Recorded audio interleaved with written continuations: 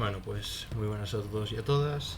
Yo soy un busto parlante y en esta ocasión vamos a leer el parágrafo 14 del primer capítulo de la segunda parte de la obra titulada La idea de la filosofía y el problema de la concepción del mundo, de Martin Heidegger, que fue traducido por Jesús Adrián Escudero y que el texto pertenece al segundo semestre que de posguerra, tras la Primera Guerra Mundial, en 1919, pues había que hacer una especie de curso a mitades, porque digamos que la guerra había acabado a mitades de año y entonces había que preparar un semestre rápidamente.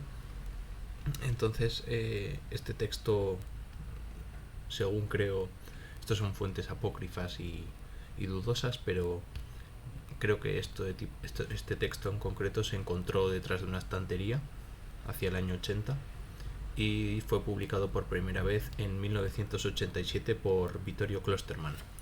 Así que, dicha esta introducción del texto, vamos a leerlo y luego haremos unas consideraciones rápidas, y ese es el objetivo del vídeo.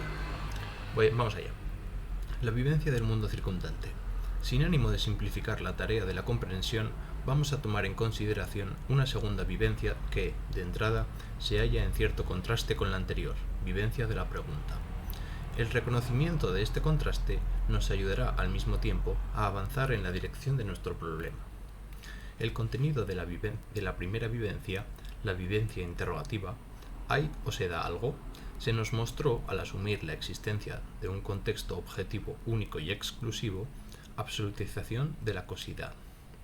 Esto puede dar la impresión de que el estado actual de nuestra problemática precisa de la elección de otra vivencia con el fin de avanzar en el análisis. Las cosas no funcionan así. La posibilidad de incluir cualquier vivencia en el análisis y de tomarla como ejemplo muestra que las cosas no funcionan necesariamente de esta manera. Pero este ámbito de posibilidades de elección solo abarca mis vivencias, las vivencias que yo tengo y las que yo tuve. Si admitimos esto, añadimos a nuestras presuposiciones otra todavía más elemental. Yo voy a evocar una nueva vivencia, no solo para mí mismo, sino que les pido a todos ustedes, a cada yo mismo singular, sentado aquí, que hagan lo mismo. Se trata de que todos nos coloquemos en el lugar de una vivencia hasta cierto punto unitaria y compartida. Ustedes entran, como siempre, en el aula a la hora acostumbrada y van a su puesto de costumbre. Retengan con firmeza esta vivencia de ver su puesto, o, si lo prefieren, pueden ustedes compartir mi propia experiencia. Entro en el aula y veo la cátedra. Prescindimos de una formulación lingüística de la vivencia. ¿Qué veo? ¿Superficies marrones que se cortan en ángulo recto? No, veo otra cosa.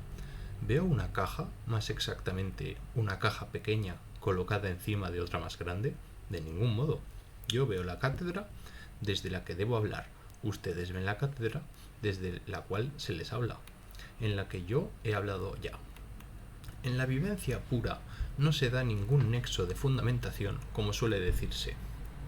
Esto es, no es que yo vea primero superficies marrones que se entrecortan y que luego se me presentan como caja, después como pupitre y más tarde como pupitre académico, como cátedra, que de tal manera que yo pegara en la caja las propiedades de la cátedra como si se tratara de una etiqueta. Todo esto es una interpretación mala y tergiversada, un cambio de dirección en la pura mirada al interior de la vivencia. Yo veo la cátedra de golpe, por así decirlo. No la veo aislada. Yo veo el pupitre como si fuera demasiado alto para mí. Yo veo un libro sobre el pupitre como algo que inmediatamente me molesta. Un libro, y no un número de hojas estratificadas y salpicadas de manchas negras. Yo veo la cátedra en una orientación, en una iluminación, en un trasfondo. Seguramente que ustedes dirán que esto se halla inmediatamente en la vivencia. Para mí, y en cierta medida también para ustedes, pues ustedes también ven este conglomerado de tablones de madera como cátedra. Este objeto, que todos percibimos aquí, tiene de alguna manera el significado concreto de cátedra. La cosa cambia cuando introducimos en el aula a un labriego de la Selva Negra. ¿Ve la cátedra o ve una caja? Un tablaje. El labriego ve el puesto del profesor, ve el objeto adherido a un significado. Supuesto que alguien viera una caja, no vería un trozo de madera, una cosa, un objeto natural. Pero imaginemos que de repente sacamos a un negro senegalés de su cabaña y que lo colocamos en esta aula. Resulta difícil precisar con exactitud lo que vería al fijar la mirada en este objeto. Quizás viera algo relacionado con la magia o algo que sirve para protegerse de las flechas y de las piedras. Pero lo más probable es que no supiera qué hacer con esto. ¿Acaso vería simples complejos de colores y superficies? ¿Una mera cosa? ¿Algo que simplemente se da? Así pues, mi mirada y la del negro senegalés son fundamentalmente diferentes. Lo único que tienen en común es que en ambos casos se ve algo. Mi mirada es en gran medida individual. Ahora bien, si el análisis de la experiencia va encaminado a lograr resultados científicos universalmente válidos en conexión con el tratamiento de un problema, no puedo fundar bajo ningún concepto ese análisis en mi mirada individual.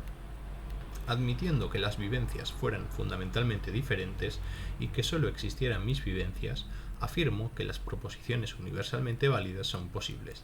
Esto implica que estas proposiciones también serían válidas para la vivencia del negro senegalés. Dejemos esta afirmación momentáneamente a un lado y fijémonos otra vez en la vivencia del negro del Senegal. Incluso en el caso de que viera la cátedra como algo que simplemente está ahí, esta tendría para él un significado, un momento significativo. Sin embargo, existe la posibilidad de mostrar que la hipótesis de que el negro senegalés, repentinamente trasplantado al aula, a pesar de carecer de una formación científica, aunque no carente de cultura, viera la cátedra como algo que simplemente existe, es un contrasentido, pero no es contradictoria, es decir, que no es imposible desde el punto de vista formal y lógico. Antes bien, el negro senegalés vería la cátedra como algo con lo que no sabría qué hacer. El significado de la extrañeza instrumental y el significado de la cátedra son absolutamente idénticos en su esencia. En la vivencia del ver, la cátedra se me da algo desde un entorno inmediato. Este mundo que nos rodea, la cátedra, el libro, la pizarra, el cuaderno de apuntes, la estilográfica, el bedel, la asociación de estudiantes, el tranvía, el automóvil, etc., no consta de cosas con un determinado contenido de significación, de objetos a los que además se añada el que hayan de significar esto y lo otro, sino que lo significativo es lo primario. Se me da inmediatamente, sin ningún rodeo intelectual que pase por la captación de una cosa. Viviendo en un mundo circundante, me encuentro rodeado siempre y por doquier de significados. Todo es mundano, mundea. Un fenómeno que no coincide con el hecho de que algo vale. El problema de la conexión entre ambos términos entra en el campo de la genealogía e idética de las motivaciones primarias y conduce a una serie de problemas de gran dificultad. Bueno, vamos a ver. Heidegger nos está mostrando su forma peculiar de hacer fenomenología y que tendrá su culmen en Ser y Tiempo, ya no como fenomenología, sino como hermenéutica existencial. Entonces, ¿qué es lo que está contando Heidegger, no? Bueno, pues que uno, cuando entra en un aula, pues ve la tarima, ¿no? Él dice cátedra, pero bueno, la cátedra todo el mundo sabe lo que es hay una tarima, ¿no? Un escalón con un bloque de lo que sea, de cartón o de madera, lo que sea, que eleva al profesor con respecto a los alumnos. No se sabe si por motivos de estética autoritaria o para que los alumnos tengan pues una facilidad a la hora de ver al profesor, eso no importa.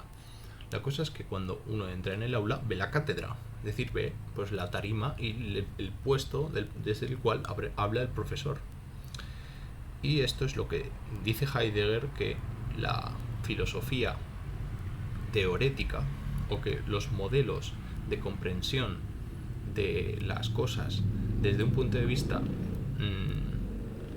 teorético, nos impide ver. Es decir, nos impide ver la vivencia de la percepción en cuanto tal, que es más simple y más sencilla que todo el conjunto de conceptos y de categorías que se mueven dentro de las teorías epistemológicas en la filosofía, ¿no? Entonces, lo que dice Heidegger es que la cátedra es una apropiación significativa de la vivencia inmediata del mundo circundante. Lo que llama mundo circundante pues será reelaborado en Ser y Tiempo y acabará reconceptualizándose como ser en el mundo, ¿no? Esta idea de mundo circundante es una especie de ser en el proto ser en el mundo, ¿vale? Entonces, la vivencia de la cátedra es una vivencia inmediata del mundo en un sentido claro. Entonces, lo que viene decía Heidegger precisamente es que lo que percibimos no es un conjunto de características físicas como el color, el peso, la altura, que están pegadas a un objeto y que posteriormente agrupamos mediante los esquemas mentales, adhiriéndole a él un significado. Esto no funciona así, sino que vemos la cátedra de golpe, de un plumazo, ¿no? De sopetón, en relación con el resto de cosas que hay en la clase. Al entrar en el aula vemos cosas y un lugar que tiene pues sentido para nosotros, que nos significan algo. Por lo tanto, comprendemos lo que vemos y solo de esta manera se entiende que entremos en la clase y ya sepamos qué hacer. Es decir, pues ir a sentarnos a nuestro pupitre, permanecer en silencio y escuchar al profesor, tomar notas, etcétera, etcétera. Entonces, el ámbito primario de la vivencia cotidiana está colmado por la significatividad. El significado es lo primero que nos aparece con la cosa, y no sus propiedades objetivas, sino su significancia con respecto al contexto en el que se muestra. Es decir, el aula tiene un sentido para mí cuando comprendo lo que son los útiles de la misma y el significado global de ella misma. La significatividad, que es el concepto clave en este texto, nos permite tener un trato ejecutivo con las cosas, es decir, un trato, digamos, práctico o pragmático. El significado de las cosas nos permite relacionarnos ejecutivamente, que podríamos decir comportamentalmente, es decir, tenemos un comportamiento con lo que nos rodea. Tenemos un comportamiento acorde al sentido de lo que nos rodea. Dice Heidegger, todo es mundano, entre comillas dice mundea, ¿no? Ahí lo podemos ver, mundea.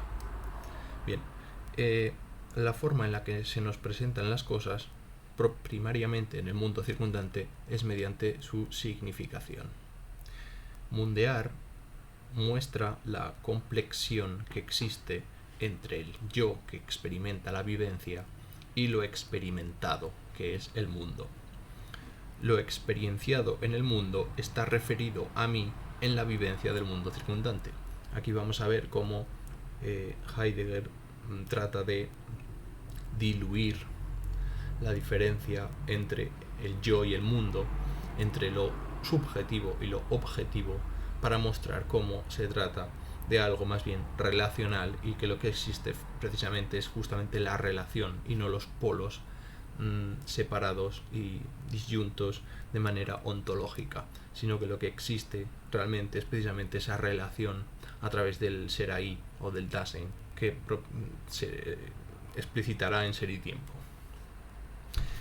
La familiaridad con la vida cotidiana da al hombre un suelo de comprensibilidad y accesibilidad que se activa en todo acto de autointerpretación de la vida misma. El contexto de nuestra vida nos otorga un significado que determina el significado de la cosa. La vivencia de la cátedra, de la cual habla Heidegger en este texto, tiene como objetivo mostrar la vía de acceso a la vida fáctica que evidencia nuestra relación con el mundo, que se sustenta en la comprensión de los nexos significativos que lo articulan y no en la percepción subjetiva de las propiedades de los objetos. Y sin más, dejamos el vídeo por aquí. Espero que les haya sido útil y nos vemos en la próxima.